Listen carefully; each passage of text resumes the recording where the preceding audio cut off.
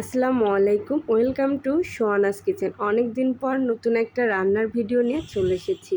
আজকে আপনাদের সাথে শেয়ার করব ঘরোয়া উপকরণে মুরগির মাংস রান্নার রেসিপি। তো আমি এখানে পরিমাণ মতন মুরগির মাংস কেটে এবং ভালো করে ধুয়ে রেখেছি। মুরগির মাংস অবশ্যই 2 থেকে 3 বার ধুয়ে নেবেন, নাহলে মুরগির মাংসতে গন্ধ বের হয়।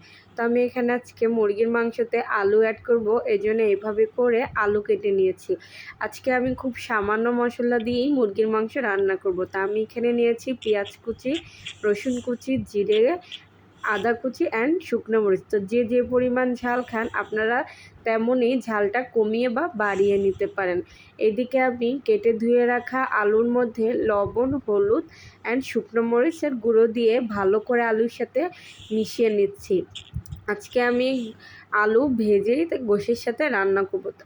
দেন আমি এখানে চুলাতে কড়াই বসিয়ে তার মধ্যে তেল দিয়েছি। আজকে আমি পুরো রান্নাটায় সরিষার তেলেই করছি। তো তেলটা গরম হয়ে গেলে আমি আলুগুলোকে দিয়ে দিয়েছি অ্যান্ড আলুগুলো ভালো করে নাড়াচাড়া করে লাল লাল করে ভেজে নেব। এদিকে আমার আলু লাল লাল করে ভাজা হয়ে গেছে। আমি আবারও চুলায় কড়াইতে তেল দিয়ে দিয়েছি। এবার এর মধ্যে আমি ফোড়ন করে নিব। তো আমি এখানে ফোড়নের জন্য দিয়েছি তেজপাতা অ্যান্ড গরম মশলা। তো এটাকে আমি একটু ভালো করে নাড়াচাড়া করে আগে থেকে ব্লেন্ডারে ব্লেন্ড করে মশলাগুলো রেখেছিলাম সেইগুলোই আমি কড়াইয়ের মধ্যে ঢেলে দিয়েছি। মশলাগুলোকে একটু তেলের সাথে ভালো করে মিশিয়ে নিয়েছি। এর মধ্যে আমি কিছু গুঁড়া মশলা অ্যাড করব। এখানে আমি দিয়েছি 1 চা চামচ হলুদ গুঁড়ো, 1 চা চামচ লবণ অ্যান্ড 1 চা চামচ ধনিয়ার গুঁড়ো আমি এখানে অ্যাড করে দিয়েছি। আমি এগুলো গুঁড়ো মশলাগুলোকেও মশলার সাথে আবারও ভালো করে মিশিয়ে নাড়াচাড়া করতে হবে। মশলা ভালো করে নাড়াচাড়া করতে হবে যতক্ষণ পর্যন্ত মশলা থেকে তেল বের না হয়।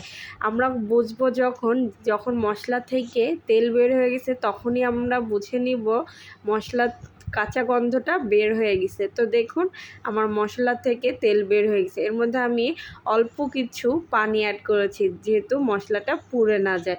তো পানি অ্যাড করার পরে আমি আবারও ভালো করে মশলা কষিয়ে নিয়েছি। এর মধ্যে ধুয়ে রাখা মুরগির মাংস অ্যান্ড ভেজে রাখা আলু দিয়েছি। মশলার সাথে আলু এবং মুরগির মাংসকে ভালো করে নাড়াচাড়া করে কষিয়ে নিতে হবে। আমি কিন্তু এর মধ্যে আগে থেকে কোনো পানি অ্যাড করিনি। আমি এই দেখুন মুরগির মাংস অ্যান্ড আলু ভালো করে মিশিয়ে নিয়ে মশলার সাথে ওর মশলা থেকে আমার তেল বের হয়ে গেছে। আমি তখনই 1 মগ পানি অ্যাড করে দিয়েছি। আমি এখানে অল্প পানি অ্যাড করেছি যেহেতু এটা ব্রয়লার মুরগির মাংস, যেহেতু একটু নরম হয় তাই আমি অল্প পরিমাণ পানি অ্যাড করেছি। বেশি অ্যাড করলে মুরগির মাংস কিন্তু একদম গলে যাবে।